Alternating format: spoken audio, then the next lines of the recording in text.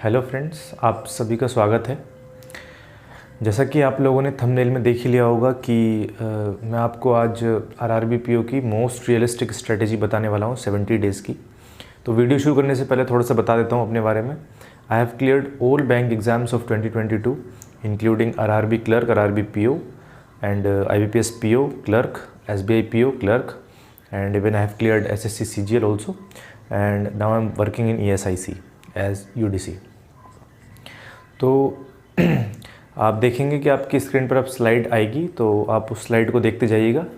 तो और मैं आपको एक्सप्लेन करता रहूँगा जो उसी के एक्सपीरियंस पे जो मैंने किया है, जैसे एग्ज़ाम क्लियर किए हैं, तो उसी के एक्सपीरियंस से जो चीज़ें मैंने फॉलो की थी वो आपके साथ में शेयर करूँगा। तो आप स्क्रीन पर देखिएगा और साथ ही मुझे सुनते भी रहिएगा, ठीक है। तो स्टार्ट करेंगे। जैसे कि आप अपनी स्क्रीन पर देख रहे होंगे कि most realistic 70 days strategy for RRB PO clerk, ठीक है। तो दो इसमें मैंने पार्टीशन बनाए हैं, बिफोर प्रीलिम्स और आफ्टर प्रीलिम्स, यानी फॉर मेंस, ठीक है। तो उसमें आप देखिए कि जो क्वांट का सेक्शन है उसमें मैंने लिखा है अरिथमेटिक में लिखा है mock test plus topic wise extra questions. तो मॉक टेस्ट लगाने हैं आपको प्रीलिम्स के, 2 मॉक टेस्ट लगाने हैं डेली। उसी से आपके अरिथमेटिक की जो प्रैक्टिस करनी है आपको क्वेश्चंस की वो हो जाएगी, इनफ है। और अगर आपको लगता है कोई टॉपिक आपका वीक है या उसके क्वेश्चन सॉल्व नहीं हो रहे हैं, तो एक्स्ट्रा क्वेश्चंस आप कर सकते हैं एज आपकी जो आपकी रिक्वायरमेंट है उसके हिसाब से, कोई बुक या पीडीएफ यूज़ करके, ठीक है। नेक्स्ट सेक्शन है, आप देखेंगे कि डीआई लिखा हुआ है, 5 प्री लेवल डीआई करनी है एटलीस्ट। और उसी में आप अगर एक्स्ट्रा करना चाहते हैं तो कर सकते हैं। उसके लिए आप सोर्स यूज़ कर सकते हैं, चेकलिस्ट जो आशीष अरोड़ा सर प्रोवाइड कराते हैं अपने चैनल पे, या कोई पीडीएफ आपके पास हो तो आप वो भी यूज़ कर सकते हैं, ठीक है। और एक बहुत इंपॉर्टेंट पार्ट आता है क्वांट में, कैलकुलेशन का। इसमें मैंने 2 पार्ट में डिवाइड किया है।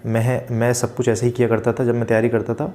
स्क्वायर, क्यूब और रेशियो, जो परसेंटेज टू रेशियो जो कन्वर्जन होते हैं वो आपको याद करने हैं अच्छे से। स्क्वायर आपको होने चाहिए एटलीस्ट 35-40 तक याद होने चाहिए। क्यूब्स आपको एटलीस्ट 25 तक याद होने चाहिए। बाकी ये जो परसेंटेज टू रेशियो जो कन्वर्जन है ये आपको आने चाहिए, ठीक है।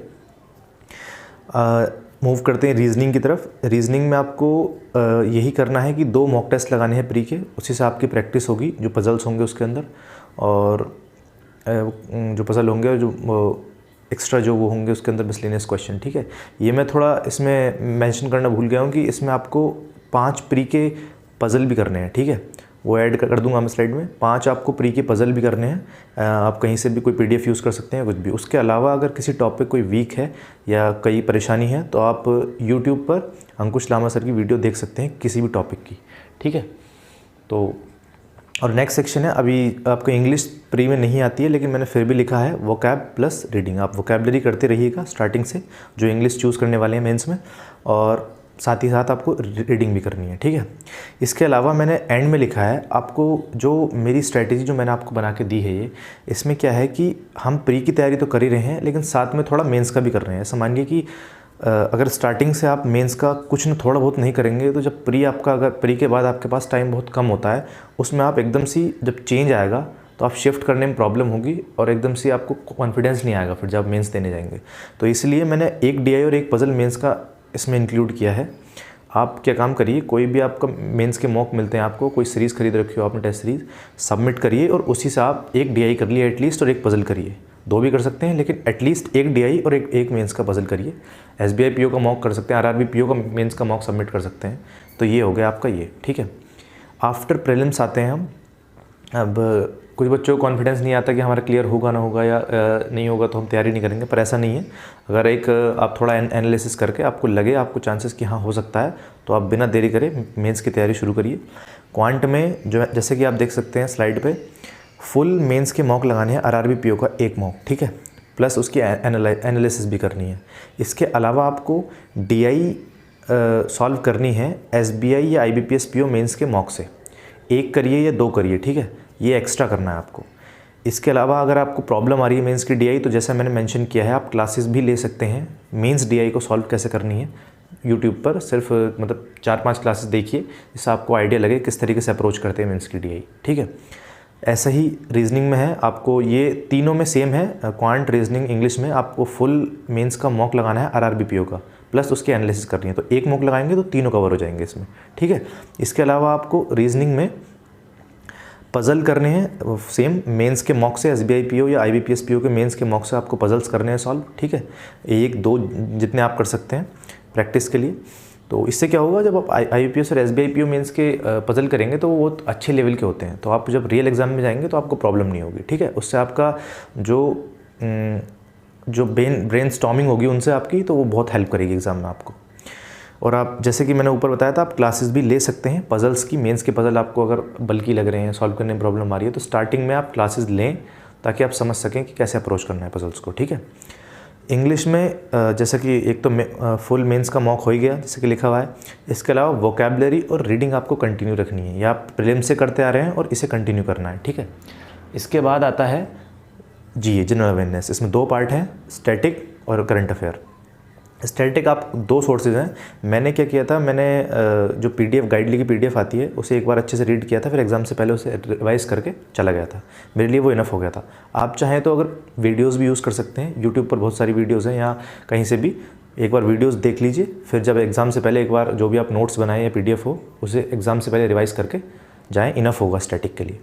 करंट अफेयर्स के लिए मैंने लिखा है अफेयर्स क्लाउड या कोई अदर सोर्स। तो मैं अपने बारे में बताता हूँ, मैंने जितने भी एग्ज़ाम दिए हैं बैंक के, अफेयर्स क्लाउड से सीए पढ़ा है मैंने, और हमेशा अच्छा स्कोर किया है। और मैं आगे एक वीडियो लाऊंगा भी कि अफेयर्स क्लाउड को कैसे इफेक्टिवली यूज़ करना है करंट अफेयर्स के लिए। मैंने हमेशा अच्छा स्कोर किया है अफेयर्स क्लाउड को यूज़ करते हुए, तो इसलिए आप अफेयर्स क्लाउड पढ़ सकते हैं, या इसके अलावा कोई और सोर्स यूज़ कर सकते हैं। 3 to 5 मंथ्स का आपको एटलीस्ट करंट अफेयर करना है तैयार, ठीक है। इसके अलावा कंप्यूटर भी आता है इसमें।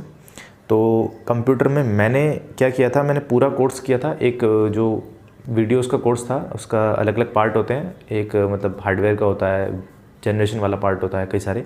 तो एक बार वीडियोस देख के मैंने खुद के नोट्स बनाए थे, फिर उन्हें रिवाइज़ किया था। तो आप भी कर सकते हैं ऐसा, वीडियोस देख के ये वीडियोस देख के नोट्स बना सकते हैं, या आपको कहीं थ्योरी मिल जाती है जो जैसे भी आपको सूट करे। पहले आपको वीडियोज या थ्योरी पढ़नी है एक बार, फिर उसके बाद क्वेश्चंस सॉल्व करने हैं। मतलब एक बार क्वेश्चंस पढ़ने हैं पीडीएफ में जहाँ भी आपसे मिलते हैं, और एग्ज़ाम से पहले एक बार जो क्वेश्चंस और थ्योरी होगी आपकी उसे रिवाइज करके जाना है। कंप्यूटर के लिए इतना इनफ होगा। ये स्ट्रेटेजी मैंने बहुत सोच समझ के आपके लिए बनाई है, बहुत मेहनत करके, और जितना टाइम बचा है आपके लिए, इसे आप थोड़ा बहुत आप कस्टमाइज़ कर सकते हैं अपने हिसाब से, लेकिन जितनी मैंने सोचा ये स्ट्रेटेजी सभी के लिए काम करेगी। पर ये स्ट्रेटेजी उन लोगों के लिए है जो एटलीस्ट सिलेबस पूरा कर चुके हैं अपने, या एक एग्ज़ाम पहले दे चुके हैं। जो बिल्कुल स्क्रैच से स्टार्ट कर रहा है, फ्रेश तैयारी शुरू की है, उसके लिए स्ट्रेटेजी नहीं है। एटलीस्ट आपने 1-2 एग्ज़ाम दिए हुए होने चाहिए, और आपका सिलेबस कुछ हद तक पूरा हो, और आपकी तैयारी एटलीस्ट कुछ एक लेवल तक आ चुकी हो, उन्हीं के लिए स्ट्रेटेजी है। तो ठीक है, चलिए दोस्तों, मिलते हैं अगली वीडियो में। मैं आगे शेयर करूंगा आपसे, जैसे कि मैंने बोला कि अफेयर्स क्लाउड कैसे इफेक्टिवली यूज़ करना है, और भी जो मैंने एक्सपीरियंस रहा मेरा, जो स्ट्रेटजीज यूज़ की थी मैंने अपनी तैयारी में, वो मैं शेयर करता रहूँगा आप लोगों से। तो चलिए मिलते हैं नेक्स्ट वीडियो में, तब तक के लिए बाय बाय, टेक केयर।